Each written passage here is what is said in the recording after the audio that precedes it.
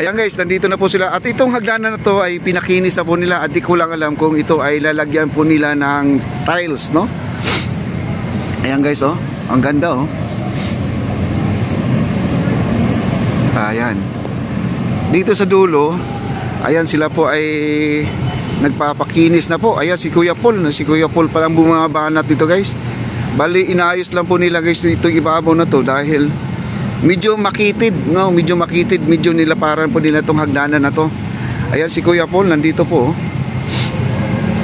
Ayan. Ayan, si Kuya Paul. Ano Kuya Paul, manipis ba? Bali, nilaparan lang. Hindi yan lang natin ayos kasi medyo marami nito, bakbak. Ay, nabakbak, oo. Dati mga gawa nila kasi mga madalian. Medyo hilaw. Madali lang nabungi. Ano na, nagbasag-basag. Ayun guys, so inaayos lang po nila Kuya Paul. Pinayos mo ba daw? Kaya mo kuhala sa ka. Ayan guys, so inaayos. At saka maayos na rin guys kasi kumbaga ito na po ay parang ano na. Pero hindi na itatiles daw Kuya Paul. Wala na. Wrap lang to, wrap. Wrap lang para hindi madulas. Okay. Ayan guys, oh, wrap lang daw to para hindi madulas. Maayos na po guys, oh, yan oh. Wow. Ayan po at inayos na po ni Kuya Paul. Ayan. Ito pong ano, master natin sa baluster mga kaibigan. Siya po ang naglalatag doon sa Phase 1C, no? Lahat ng baluster doon sila ang bumabanat doon mga kaibigan. Ngayon ito na po ang kanilang project ngayon sa Maestranza. Sila po ay under by Trilix mga kaibigan. Trilix company po. Ayan. Ayos na oh.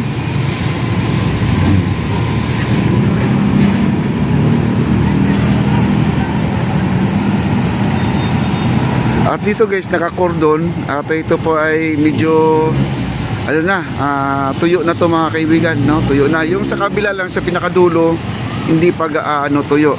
At ang maganda ngayon dito guys, meron na pong bagong ano, yung sinasabi natin na anahaw. Ayan po yung anahaw na itayo na po yung anahaw. Nilagyan po nila ng anahaw na 5 anahaw po nandun ngayon nakatayo ngayon. Sana po ay maganda po ang buhay niyan mga kaibigan. Siguro naman ay safe na po siya guys ha. Safe na po siya dahil siya po ay may ugat na. Kumbaga ay kompleto na po ang kanyang ugat doon sa pinakasako, no? Ayan, ang ganda po ng anahaw doon, no? Ayan. At nandito kayo si Director, nandito ngayon si Director, no? Marami ngayong ano, mga bisita ngayon darating dito sa ating Maestranza at sa Plaza Mexico. Ayan po mga kaibigan. Halos dito ay tapos na. Yung kabila i-update ko pa rin kayo dito sa ating wall na yan. Yung marker natin ay hindi pa na hindi pa natapos kasi sila ay inuna lang yung paa muna. Yung pinaka-flooring para magiging matibay po, no? Bago na po yung ibabaw. Ayan. Wow. Ayan po si Asik, nandiyan po si Director ngayon na si Architect, no? Nandiyan si Architect. Wow. Ito na po, no? At medyo malayo na po sila Kuya Paul.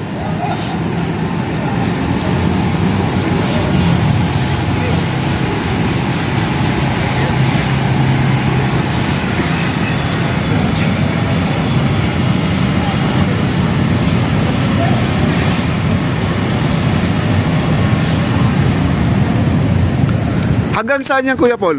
Dulo? Lahat? Hanggang doon sa dulo, no? Okay. Oo nga eh, nagbungi-bungi na kasi siya, no? At saka makitid siya. Nilaparan. Oo, nilaparan ng konti, no? Ang ganda guys, oh. Pantay na pantay na, oh.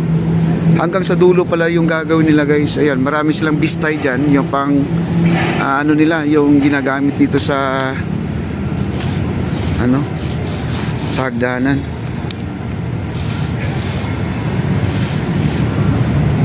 Ayan, oh, ganda na oh. Ay, kung napanood yung ano mo Ha? Yung vlog mo. Napanood mo? Ay, naka, ano si Mrs. eh, Ay, nakasubaybay ba? naka-subscribe. Ay, ganun? Subscribe. Oy, shout out pala kay Mrs. ni Kuya Paul. Lagi pala nanonood sa ating vlog. Ayun ang maganda kasi dyan na lagi tayong update sa mga ganito, no? At ito naman kasi ang Plaza Mexico, guys, isa sa pinaka pangunahing number 1 na pasyalan ng mga estudyante. Tingnan nyo, guys, pag ito ay natapos, mga kaibigan, at talagang ano to, puno ng mga estudyante. Makikita nyo dito may nagbabalibol, mayroong nagsisepak, may nagbadminton, may sumasayaw, may nagdadala ng speaker. Ayan. At makikita nyo, at itong bumanate natin, baka ito ay mapupuno ng tao, guys, kasi ito ay ano to, bike lane at saka jogger lane. At siguro naman pagbabawalan na lang po yung maglaro dito sa kalsada na to, itong bumanate, kasi maraming dumadaan dito na mga bicycle, no? At nanggagaling po doon sa Phase 1A, Phase 1C, then dito sa Plaza Mexico, then papunta na po sila ng Maestranza, Port Santiago. Ayan po ang mangyayari dito, guys, na kailangan po talaga ay iiwas sila dito sa bumanate na to. Ang bumanate ay bike lane at jogger lane. Baka may naglalaro sa gitna, baka may istorbo yung nagbabike, guys, no? Ang sabi naman ay papasok daw. Hello, sir. Ay si Kagawad, po si Kagawad pala to. Shout out po at si Kagawad. Yung sa ating Fort Santiago, nabalitaan ko lang ay kung ito ay mabuo na ang ating pasyalan papuntang Fort Santiago, ay magkakaroon daw ng entrance. Siguro naman yung entrance na yan ay baka doon lang sa boardwalk at iba yung entrance sa loob ng ating Fort Santiago. Kasi ang Fort Santiago natin ay nasa ano na po, nasa 75 pesos po pag hindi po kayo senior. Pag senior naman ay nasa 40 o 45 yata, ano? Ganun po tayo. Kaya po ang ating ano, yung steel matting, guys, oh. Ano, steel matting, dami pang steel matting dyan, no? Kasi yung steel matting na to, guys, magagamit pa ito doon sa ating bumanite. Doon. Ayan, doon po ilalagay yan, no?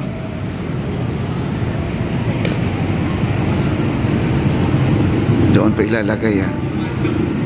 At mamaya po i-update ko kayo doon sa ating 5 puno na nailatag na ngayon, doon sa gitna po ng ating plaza. Ayan po.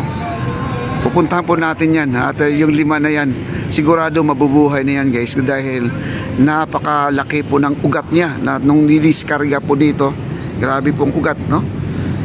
At na mabubuhay na po siya. Ayan po sila Engineer Jojo at